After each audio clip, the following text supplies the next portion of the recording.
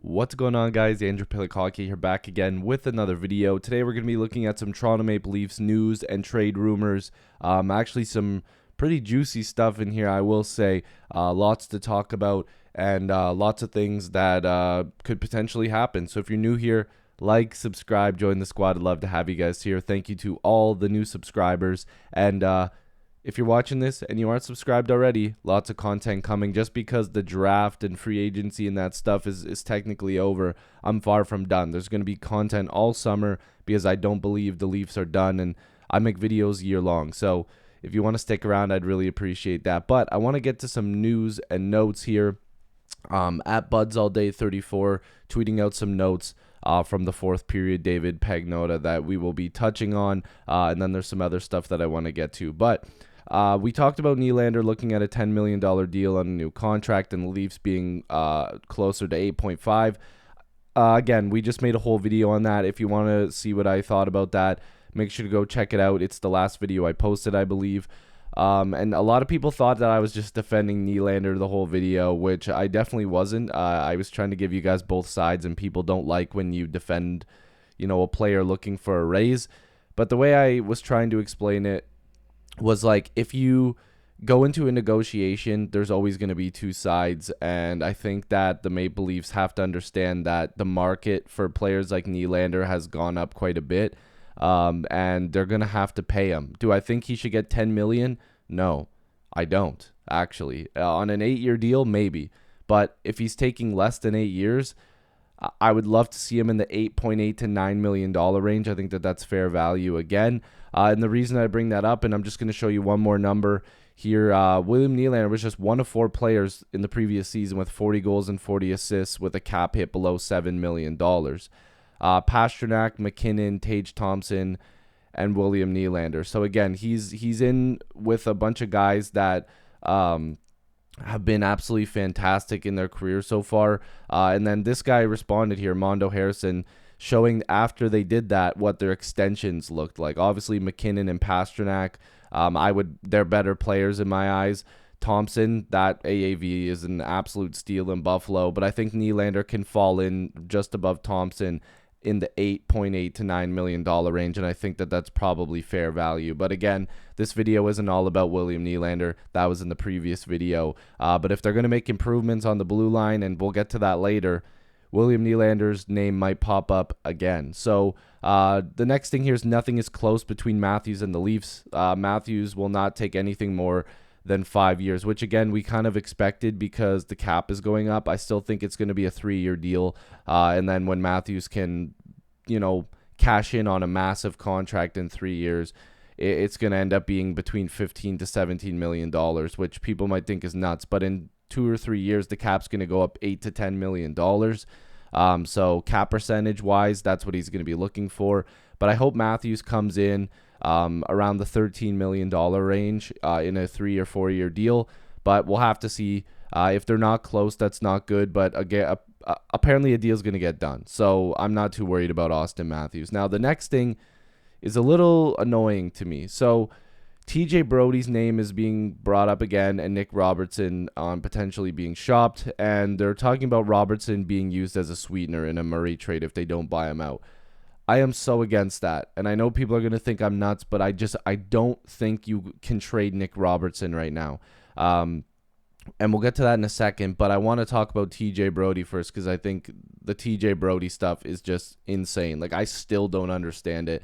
Unless you're getting back a similar style defenseman as TJ Brodie that's a little bit younger, and you have to package Brodie and somebody else for that younger defenseman, by all means, sure, I guess, right?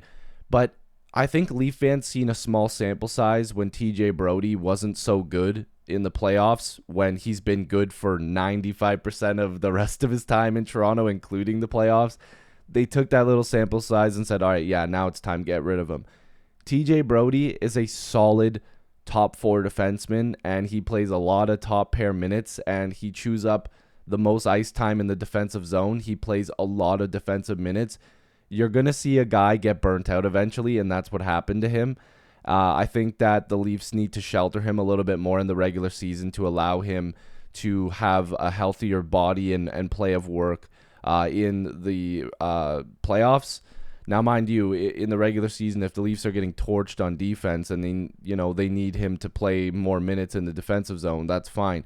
But this is the whole reason why I've been stressing that I wasn't a big fan of the Klingberg deal, because you should have went out there and got another defensive style defenseman that can complement TJ Brodie. Because as much as people don't like Justin Hall, without him being here now, that penalty kill is going to rely a lot more on guys like Brodie and McCabe to kill a lot of penalties. So it's going to be a lot more work for them. I don't see why you trade TJ Brodie out of everybody that you could deal. It doesn't make a lot of sense.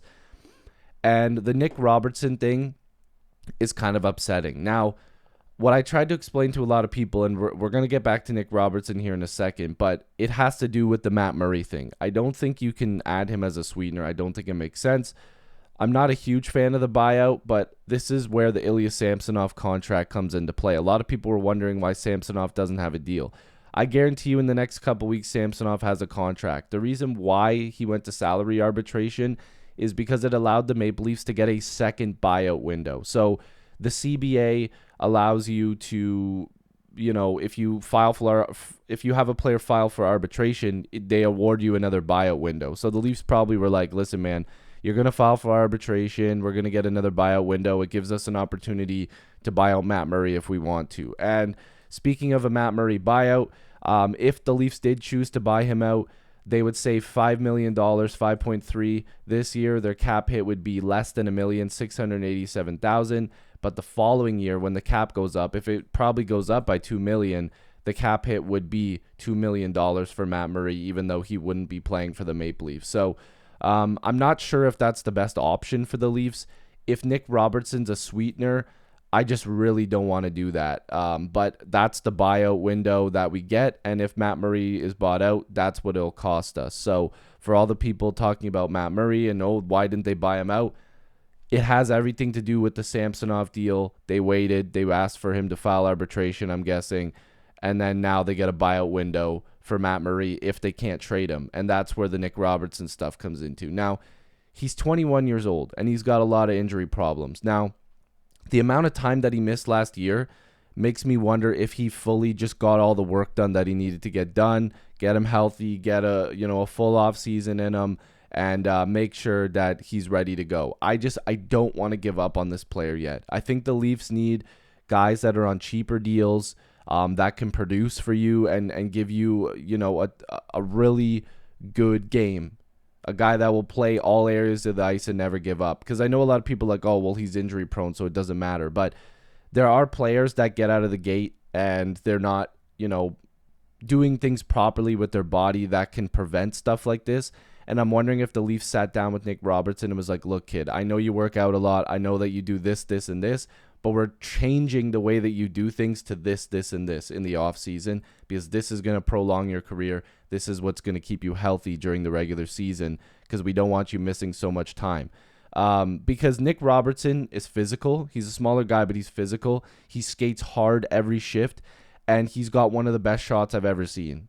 Like, this kid can shoot a puck, and there's a lot of reasons right here why you don't give up on a kid like this. In the OHL, he had 86 points in 46 games, including 55 goals. If this guy played a full season, he would have had 60, no problem. He was a cheat code. He comes to Toronto, 1 assist in 6 games. No biggie, nothing crazy there. But for U20 USA, 5 points in 5 games. For his first little stint with the Marlies, 16 points in 21 games. And his first jump with the Leafs was way too early, in my opinion. 10 games, he had 1 goal, and that was in the playoffs. Then with the Marlies, comes back, 28 points in 28 games. Comes up with the Leafs a little bit, 5 points in 15 games, and then plays 2 with the Marlies, 2 points in 2 games. The guy can give you numbers. He can put up numbers. And that sample size with 15 games with 5 points, I'll take that all day, honestly, for a guy that's that young. I think that the Leafs don't have a choice but to consider trading him, but I don't see the value in getting rid of a guy like Nick Robertson when he's only 21 and he still has a lot of game to give. And if you trade him and he finally figures it out and he's healthy, you're going to look really dumb because he's cheap. And the Leafs need cheap forwards that are going to come in and do good things. That's why a lot of people are excited for Matthew Nyes. But there was that same hype for Nick Robertson. And I don't think people have truly seen what Nick Robertson can give. I don't know why you would trade him unless, again, I'm going to bring it up, the Leafs can make something happen in the trade market and it, helps them out on the blue line. Because Elliot Freeman, again, NHL Watcher tweeting out, Freeman on NHL Network talking Leafs D. I don't think they're done there yet. I don't know if it will be a Ryan Reeves type on defense. I don't know if those players exist anymore. But I do think they're going to try and get longer, meaner, and nastier on the blue line. Now, the Leafs don't have room to make a deal like that happen. The only way they can do that, again, is getting rid of Matt Murray and then trading somebody like William Nylander or trading a TJ Brodie for, an upgrade for a younger guy, or trading a guy like Yarncrook, or trading a guy like Lafferty. They would have to do a mix of a bunch of different things. Connor Timmins. They can make it work. They can figure it out. But I'm wondering how they make this happen unless it's a guy like William Nylander going out, where they take a bulk of cap space from Willie, under $7 million, and just go, okay, we can go out there and get, put together a package in Calgary and get a couple pieces. Maybe they go to Carolina and ask on a Brett Pesce. I'm not sure, but the fact that everybody is still under the impression that the Leafs are far from done makes me wonder just how much more the Leafs are going to do here, because there is a lot of places that the Leafs can upgrade, but I think that they've done quite well so far.